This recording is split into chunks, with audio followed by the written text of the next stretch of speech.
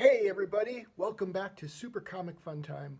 It's been a while and it's time for another HPB Treasures, though this one includes stuff from two different stores that are HPBs and one store that's called the Frugal Muse. And so let's go ahead and get started so I can get through it. So the first thing I got is I like these books, but I don't think the quality is the greatest. Like when you look at it, everything's kind of muddy. So normally these go for around $12.99. So this one was on sale for $7.99. That's a little bit better price, so I got that. I like all this old-timey stuff where they've got actual words in there, the shortcut. And so yeah, I haven't really looked at this one too much, but I do like the art. I know last time I got one of these, it was hard to read the words, and I thought I discovered an old archaic word that didn't exist anymore, but it just turned out to be, I couldn't read the lettering. This story looks cool, The Devil's Hex. I like that. That looks really classic. I might just have to go and jump around and read the ones that look good. But see here, this page looks really good, and then you come in here, and I don't know if they're doing it's night, but it looks a little muddier as the page goes on. So I don't know. That's why I'm kind of mixed on these. I'm really grateful that these exist and that they are relatively well priced, even at $12.99. But then just the quality is so much that I don't feel like paying $12.99 for it. I'm not sure what they go for outside of HPB. Maybe they're actually $24 books, so maybe $12.99 is a deal, but I like the $7.99 better. And then this was a day that I had a 50% off coupon, so I really couldn't find anything. If you remember the one I did, this was the day after I did the one where I found the Jim Starlin Marvel Universe The End, which I still have to read. I put that in my book bag. I've been reading real books, not comic books lately. I haven't read a comic book since I finished the...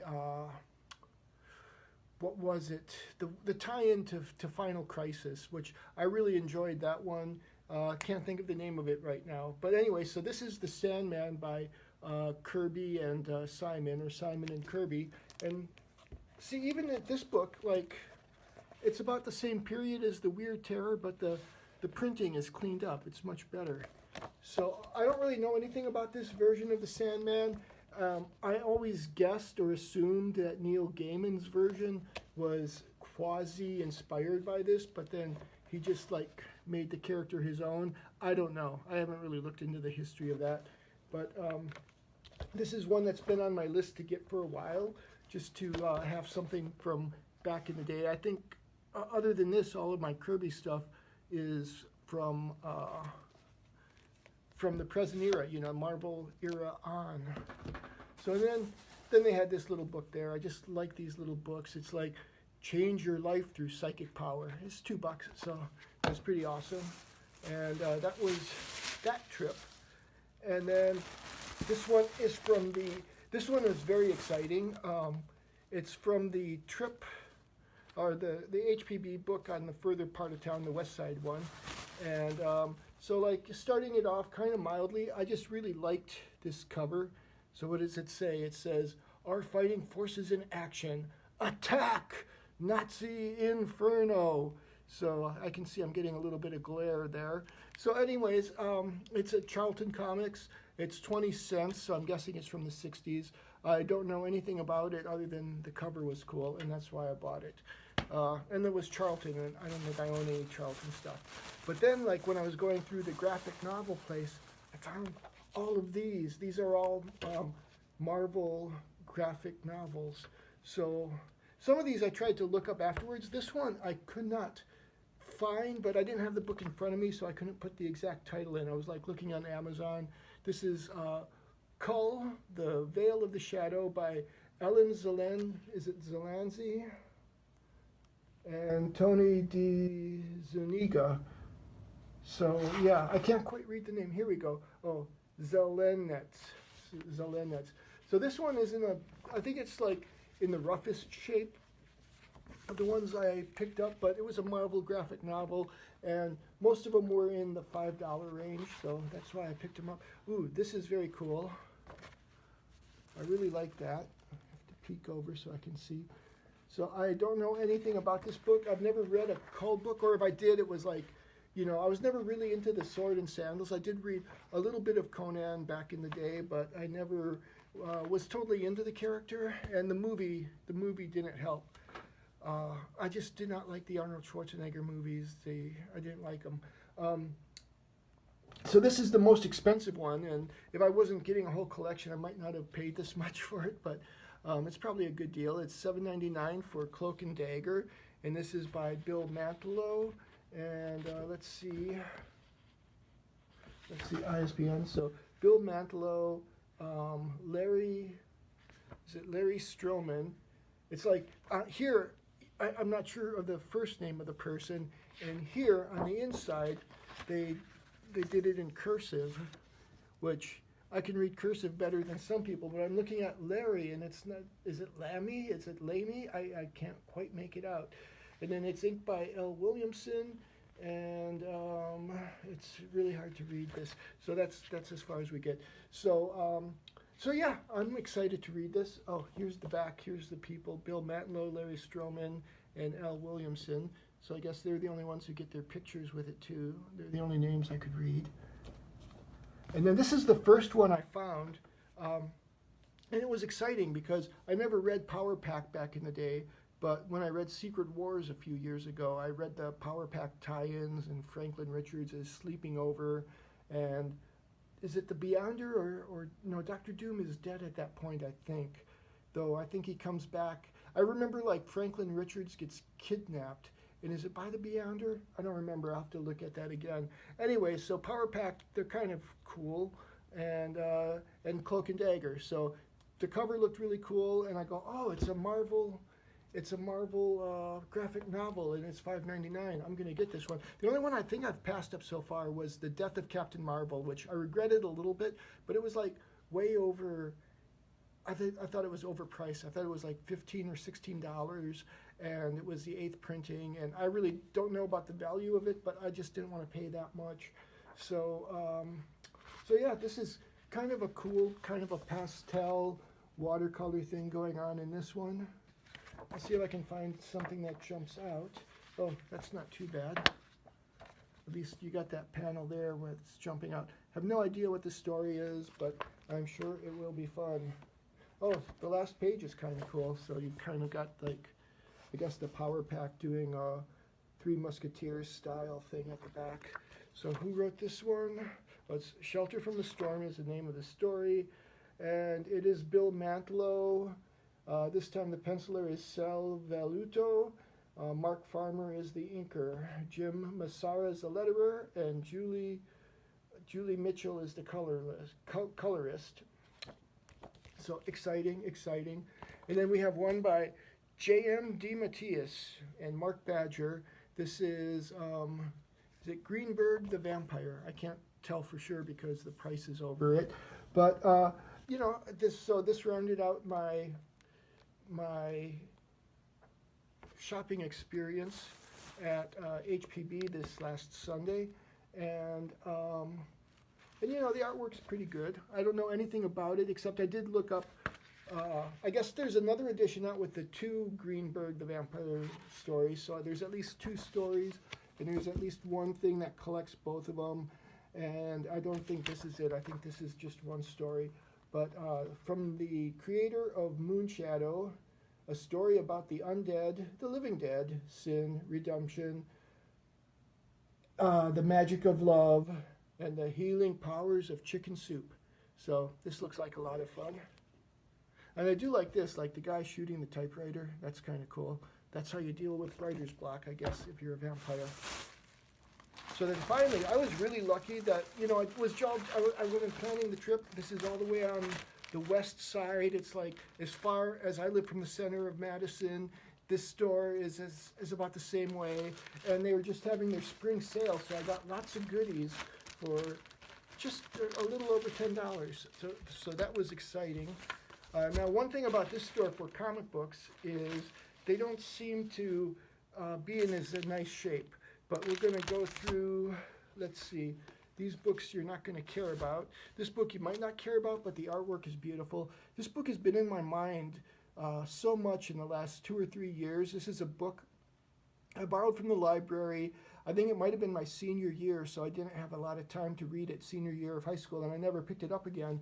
And of course, I was reading the paperback book back then, and so I found this in, like, you know, the sales cart that's out in front of the store. It was $2 with like something like a 30 or 40% discount because of the sale, and I just really love the artwork of this cover. So from what I remember, as far as I got, it's like these robots are trying to create their own religion. I'm not sure exactly why, but they hire human remote viewers to try to remote view heaven. And I just remember, like, this one remote viewer gets to what appears to be heaven, and then like she falls down these stairs, and like someone is saying naughty, naughty to her. And so I think that might be about as far as I got before I graduated high school and moved. So anyways, look at that cover. That's beautiful. I love that. And then, like, I just went through some of the carts. So, here, I thought this was a Cloak and Dagger. That's just the ad. So I found a couple of these Marvel Ages, and I got them because the covers look good. I remember I used to read Gru the Wanderer a little bit. Taught me the word mendicant. Didn't really teach me what that word meant, but or maybe it did, but I just had forgotten, and I had to look it up again. People don't really use the word mendicant that often. Then this was the other Marvel Age I found, still only 35 cents. I was buying comics back then, but I don't remember hearing about Marvel Age, or if I knew about it, I didn't care because I just assumed it wasn't a story. I don't know. I don't know what this is, but this one, this is even more exciting. This is a Steve Gerber story. Steve Gerber created Howard the Duck, in case you didn't know. And so these were just kind of sitting in some bins. So yeah, this is more of a magazine thing. So yeah, I really don't know anything about Marvel Age, so it's not a story, and I probably would not have been interested in it when I was younger. And if I hadn't have found it for a few pennies at a bookstore, I probably still wouldn't care about it. Then a Doctor Who. This is a Tom Baker Doctor. So this is 150, so I'm assuming it's early 90s. Don't know anything about it. I did get like Marvel Premiere or something like that. It had a couple of Doctor Who stories when I was a kid, and that was really my introduction to Doctor Who, because I'd read the novelization of the one that's sort of a rip-off of The Thing. You know, not John Carpenter's The Thing, but the original Thing from Another World. Was it called The Deadly Seeds? I can't remember. I haven't seen that one since way back in the day, and I'd like to see that one again, get the DVD or something. So anyways, I'm rambling on about that, but this, look at this. I didn't realize it. It's like, they're like kind of like a street gang, like the Warriors. So we have something like a Doctor Who Warriors mishmash. That should be exciting. They could be zombies too. I don't know. And then they have these $2 surprise packages. So let's see what we got for our $2. What did our $2 buy us? So, okay, well, this is timely because I think April 1st, the Twilight Zone started up on CBS All Access. Not that I've got it, and not that I really care. It's like, I feel like the Twilight Zone was a thing of its time. And when I was growing up, when I was in high school, there was Twilight Zone magazine, which I enjoyed a lot. It was like, you'd get like 4 or 5 stories, some by famous writers, some by up-and-comers, and then you got movie reviews, and you got book reviews. It was a great time. Oh, this is by J. Michael Straczynski, so this might actually be good. But it's like, for me, like, Rod Serling is the Twilight Zone. If you don't, even if you have a narrator, if it's not Rod Serling, it's not like, I thought the 80s reboot, I thought that was better than the last one that they did in the early 2000s. But at the same time, it's like, it's not really the Twilight Zone. Okay, and let's see, Angel and Faith. Don't know anything about this. They're wearing yellow and black shirts. That's all I know. So, ooh, that's That's very. Is this the back cover or is this the front cover? So this is Protectors Inc.